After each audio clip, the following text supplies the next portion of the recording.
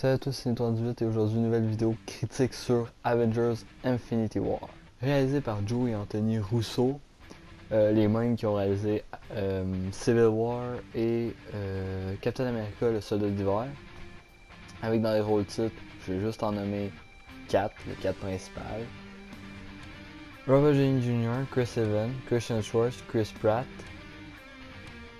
Mark Ruffalo, Tom Holland, Josh Brolin, le protagoniste entre guillemets principal. Et il y a une liste plus longue que ça, c'est juste que je veux pas toutes les nommer parce que je veux pas passer 4 heures sur juste ces noms. Le film raconte l'histoire des précédents Avengers, l'affrontement final, comme ils disent, l'aboutissement final de tous les films Marvel qu'on attendait depuis 7 ans et non 10 ans, parce que 10 ans c'est parce qu'on a vu Avengers, Iron Man, puis c'est depuis Avengers qu'on attend Thanos, fait 7 ans. Et c'est l'histoire justement de Thanos qui cherche les pierres de l'infini. Et on va commencer sans spoiler, c'est Thanos qui cherche les gemmes de l'infini pour mettre l'égalité sur la Terre. Ben, sur l'univers en gros. Puis les Avengers vont essayer d'empêcher de trouver toutes les pierres de l'infini et vont l'empêcher qui cause le génocide planétaire qu'il veut faire. Je vais vous donner mon avis sans spoil puis vite fait parce que beaucoup de monde ont donné leur avis vite fait sans spoil puis vous connaissez déjà comment le film se déroule, comment le film est. Je vais pas dire quelque chose de plus que les autres de si particulier. J'ai aimé le film. J'ai trouvé que l'action était phénoménale.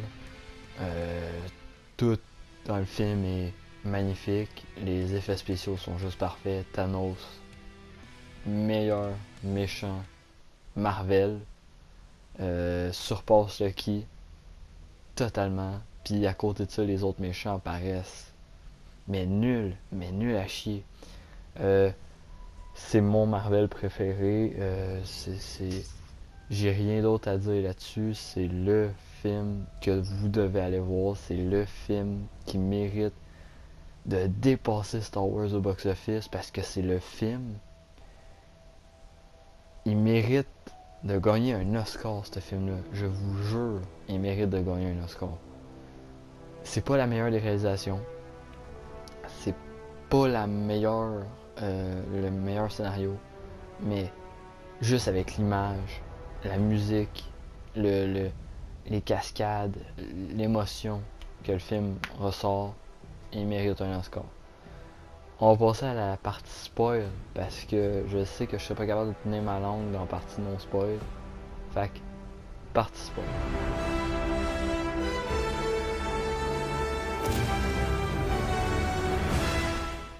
Partie spoil maintenant. Le film finit bizarrement, mais parfaitement pour... Si Marvel voulait nous choquer, ils ont réussi. Bon, on est dans la partie spoil, fait que je peux vous dire, tout le monde meurt. Tout le monde meurt. J'ai été regarder la liste des morts. Pas tout le monde, mais une grosse partie des personnages meurent. Et bizarrement, c'est sûr que leurs contrats finissent dans quand même longtemps. Puis ceux qui sont encore en vie, c'est sûr que leurs contrats finissent dans un film.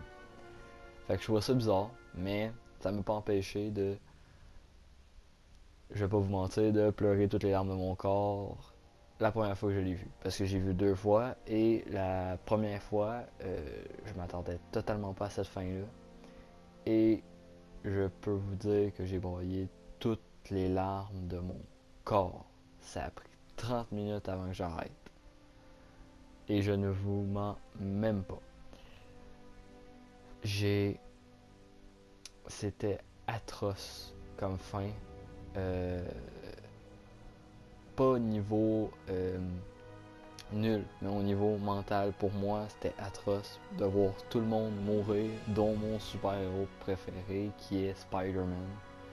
Sa mort est littéralement la plus touchante de toute la gang. T'sais, les autres s'évaporent sans pas vraiment, puis lui, c'est le seul que t'as le goût de sauver. Il est jeune, ils l'ont pris jeune, fait que c'est un peu triste de le voir partir aussitôt. Même si, on le sait, le 4 est en production, puis Amazing Spider-Man, excusez, Spider-Man Homecoming 2, on sait pas ça va être quoi le nom du film, mais Spider-Man est en production, fait c'est pas si grave que ça. Sa mort est pas si pire que ça. Il y a des personnages dans le film qui meurent, puis tu sais qu'ils reviendront sûrement pas. Comme Lucky.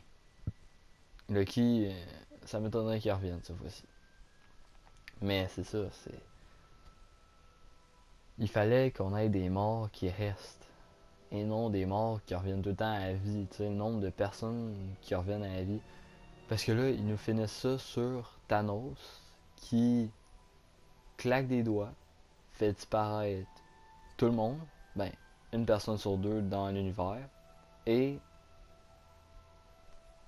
disparaît, se téléporte sur sa planète, je crois, ou je sais pas trop. Il se téléporte dans sa maison, et il s'assit, et ça finit là-dessus. Et c'est. Entendre dire que c'est la pire fin jamais vue, non. C'est justement, c'est ça qui fait que c'est intelligent. Le fait qu'il nous laisse là-dessus. Le fait qu'il continue pas, genre pour nous dire, ah non, en fait, ils sont encore en vie. Non, non. Ils veulent nous laisser le suspense, puis nous faire attendre jusqu'à l'an prochain. Puis faire, vous l'avez attendu, mais vous êtes encore obligé d'attendre un an. Et ça, j'avoue, ça fait chier, mais chez Marvel, ils sont pas cons. Ouais. Et la scène pas générique m'a un peu déçu. La scène pas générique m'a un peu déçu. Pas beaucoup, mais elle m'a déçu. Parce que si le rachat avec la Fox aurait été conclu, tu sais, au lieu du logo, parce que à la fin, Nick Fury appelle Captain Marvel. Pour ceux qui savaient pas, j'ai vu plein de personnes qui expliquaient la scène pas générique. Vous avez pas besoin d'expliquer la scène pas générique. Là. Je pense que le monde a à peu près compris. Là. Sinon, c'est vraiment. Vous êtes pas fait pour écouter des films de comics. Captain Marvel a été appelé. Et elle va venir aider les Avengers parce que vu que c'est le entre guillemets prochain film avant Avengers 4, oui, il y a Ant-Man. Mais Ant-Man, je pense pas qu'il risque d'avoir de rapport. Mais ça, j'ai quelques théories là-dessus, mais on n'en parlera pas dans cette vidéo-là. C'est Captain Marvel, le prochain film, entre guillemets, du MCU qui arrive, qui va continuer un peu l'histoire d'Avengers. Ce qui en est de...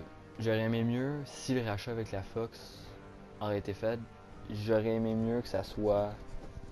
On voit le 4 des 4 Fantastiques ou le X des X-Men. Ah là, j'aurais crié, j'aurais arrêté de broyer tout de suite, puis je m'aurais mis à crier dans la salle. Là.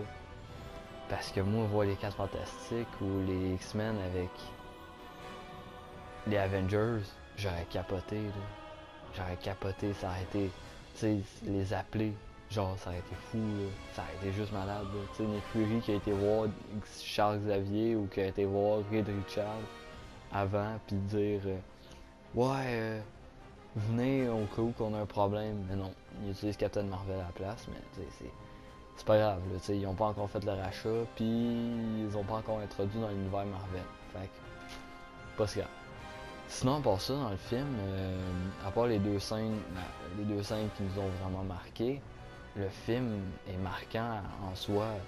Les scènes de combat avec Ebony Maw, puis la scène de combat au Wakanda, je l'ai trouvé très ingénieuse et très bonne.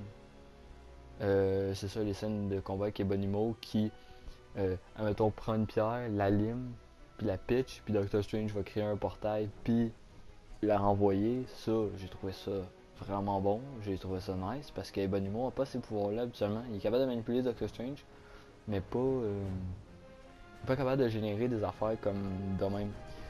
Puis j'ai bien aimé. Ben, qu'est-ce qui me faisait chier, c'est qu'ils ont tous tué les Black Order direct dans le premier film. Tu sais, vous auriez pu les réutiliser. À moins que Thanos les fasse revenir, mais vous auriez pu les réutiliser. Ça n'a pas été un problème. Même que je trouve ça con. Euh, D'avoir fait ça, d'avoir balayé d'une shot, tu sais, puis ils meurent tous d'une manière conne. Ebonimo, qui est censé être surintelligent, a pas vu venir une technique d'un film de Alien. Je dis pas qu'Alien c'est con, mais pareil, c'est un peu débile la manière qu'il meurt. Mais il meurt tout d'une manière weird, ou d'une manière très conne qu'il aurait pu éviter. C'est un petit point négatif, mais c'est pas grave, ça tue pas le film. Là. T'sais, moi entendre dire que le film est mauvais à cause de la fin, je trouve ça un peu plus mauvais. Sinon, j'ai pas grand chose d'autre à dire sur le film. Euh, de revoir toute la gang se regrouper après Civil War qui servait à rien. Si c'est pour dire qu'ils ont été réglementés, puis qu'au final, les accords de Sokovie servent à rien, mais à rien, sérieux.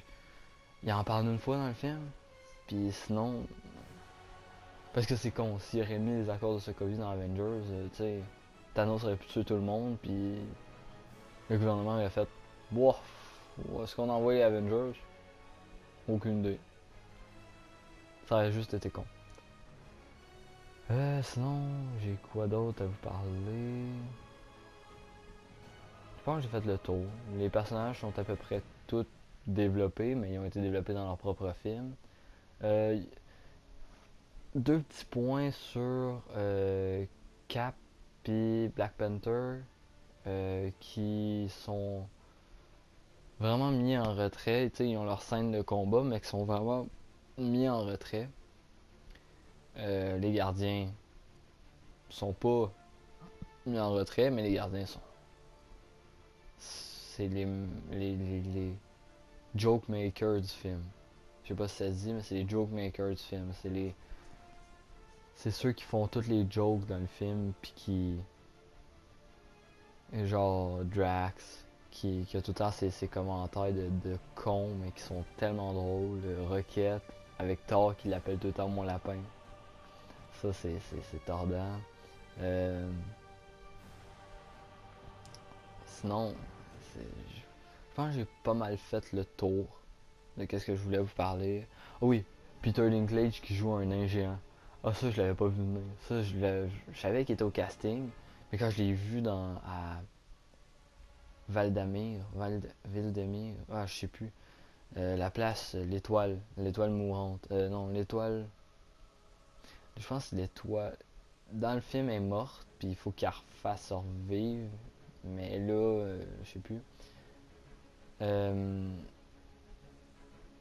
le personnage de Peter Dinklage est vraiment nice. Sérieux, il est vraiment nice. Il joue bien le nain. Le doubleur, parce que j'ai été le voir en VF, le doubleur essaie de donner un petit accent nain, comme dans Les Seigneurs des Anneaux, mais ça marche pas vraiment. Parce que des fois, tu sais, t'entends le petit. La forge, mais c'est pas. Je sais pas, le doubleur a plus mieux se forcer là-dessus. Mais à part ça, rien à redire sur le personnage de Peter Dinklage, rien à redire sur les autres personnages.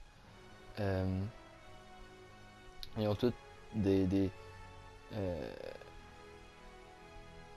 leur temps à eux dans le film, puis c'est bien séparé par rapport à Suicide Squad qui est pas bien balancé. C'est Deadshot, Harley Quinn, basta.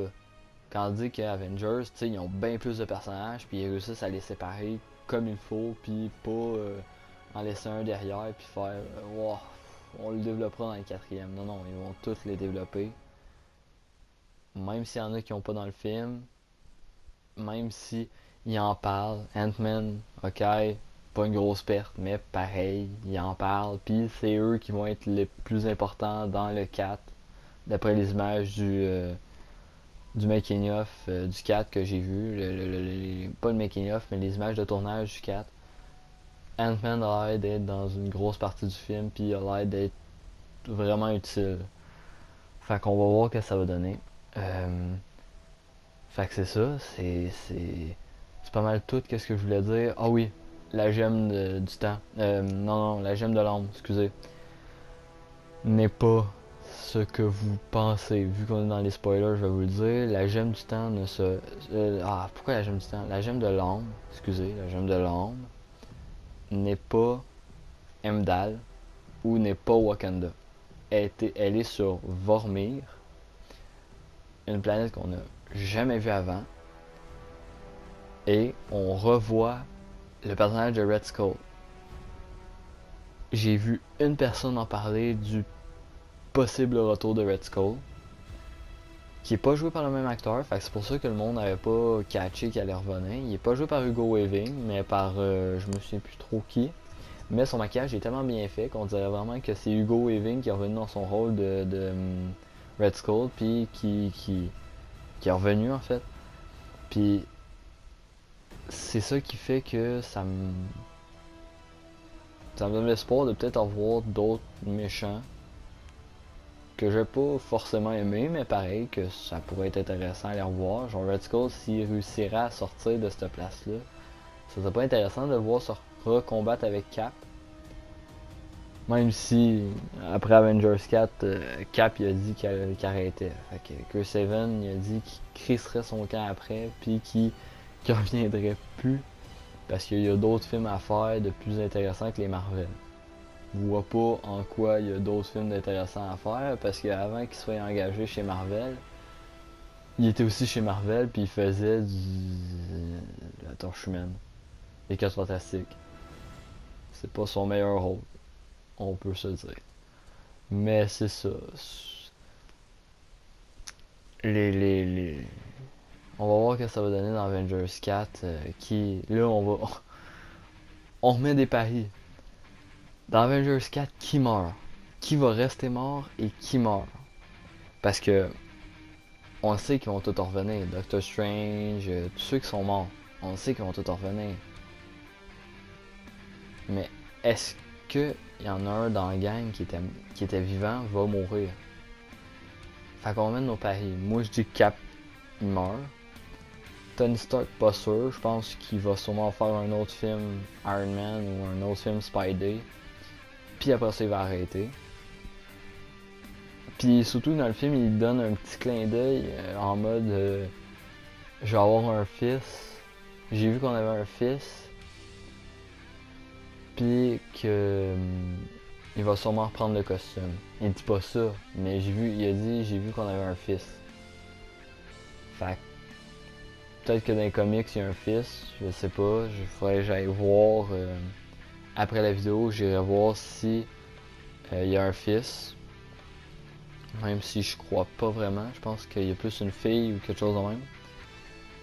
Mais de toute façon, c'est pas important. L'intrigue, ça risque pas d'être développé tout de suite. Il y a peut-être une affaire que j'ai oublié de parler, c'est Thanos. Thanos, le méchant, est loin d'être un méchant de merde. Comme tous les personnages. Tout à l'heure, je disais, ouais, Red Skull, ça serait bien qu'ils reviennent, mais Thanos, là. Ah, c'est qui est beau. Ah, c'est qui est bon, là. L'acteur Josh Brolin a fait un travail monstre sur le personnage. Puis les scénaristes ont essayé de le rendre humain. Et ça marche. Des fois, t'es compatissant pour lui. Genre, il tue Gamora pour avoir la pierre de l'ombre. Il doit tuer la personne qu'il aime le plus dans son entourage. Et il tue Gamora. Et t'es compatissant pour lui parce que tu sais qu'il veut pas le faire. Tu sais mais pour atteindre son but, il doit le faire. Et c'est dommage. Mais t'es compatissant pour lui, t'es comme... Ouais. Puis des fois, des fois, tu trouves qu'il a raison. Moi, il y a beaucoup de fois, j'étais comme... c'est vrai qu'il a raison, il faudrait l'équilibre sur Terre, mais des fois, j'étais comme, ouais, t'es un esti de trou de cul d'avoir fait ça. Tu sais, il y avait peut-être d'autres manières de le faire, puis sur d'autres planètes. Puis c'est dommage que tu l'aies fait. Puis des fois, je suis pour son bord, puis il y a des fois, je suis pour l'autre bord. Tu sais, il y a même des fois, c'est Doctor Strange ou les héros qui ont l'air des connards par rapport à lui. Tu sais, lui, il est pas. C'est pas le méchant unidimensionnel qu'on avait dans Justice League. Ok, vous allez dire que je revais ma veste rapide avec Justice League, que je disais que c'était mon coup de cœur et que je détestais Thor Ragnarok. Mais avec du recul, parce qu'il y a beaucoup de fois où je fais mes critiques sans regarder, re-regarder le film après. Et là, avec le recul, Justice League est moyen. Thor Ragnarok est un peu plus haut, déjà pour commencer, et Avengers a tout pété. Avengers est arrivé, il a crissé ses couilles sur la table, puis il a fait essayez maintenant de me dépasser. Si vous réussissez, c'est un exploit. Parce que là, en ce moment, il est en train de frôler le box-office. On sait même pas encore c'est quoi les résultats du box-office de la fin de semaine. Il a dépassé Star Wars. Il a dépassé Star Wars The Force Awakens en budget domestique, je crois, pour la fin de semaine. Ou mondial, je sais plus. C'est qui était quand même gros exploit parce que c'était le film qui avait fait le plus gros budget en une fin de semaine. Et j'espère juste que ça va aller plus haut, plus haut, plus haut, plus haut et qu'il dépasse Star Wars. Puis qu'il dépasse. J'aimerais juste qu'Avengers, enfin un film, Marvel finisse premier au box-office. Ça serait juste merveilleux. Black Panther s'est rendu loin. Black Panther s'est rendu très loin. Black Panther, je vous en ai pas parlé parce que ma critique serait arrivée trop tard. Et tout le monde avait déjà dit leur point. Là, je suis en fin de semaine d'Avengers. Fait que j'ai le temps de faire ma critique. Puis que vous ayez pas encore vu le film. T'sais, on est en fin de semaine. Mais Black Panther, je l'avais vu trop tard. Je l'avais vu, je pense, une semaine après. Fait que tout le monde avait eu le temps de faire leur critique. Tout le monde avait eu le temps de faire leurs choses. Fait que j'ai pas eu trop le temps. Fait que, on va conclure là-dessus. Je vous salue à tous à la prochaine. N'oubliez pas de mettre un like, un partager. Dites-moi dans les commentaires si vous avez aimé le film. Premièrement, si vous avez aimé le film. Comment vous avez réagi à la fin. C'était quoi votre réaction. Et comment vous imaginez Avengers 4.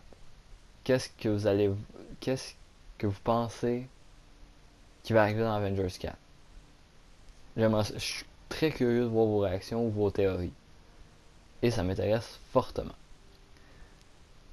Fait que, salut à tous, à la prochaine, c'est le 38. Ciao ciao. On se revoit pour la critique du prochain MCU.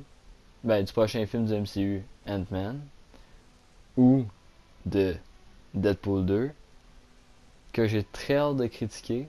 Parce que le film a l'air très bon. Et aussi avec Josh Brolin. Fait que j'ai hâte de voir le travail entre les deux méchants. Ben, Cable n'est pas un méchant, mais ben, c'est un entre guillemets méchant. Voir le travail qu'il a fait avec Thanos et Cable, voir si les deux se comportent. Fait que, salut à tous, à la prochaine, c'est notre 18. Ciao ciao.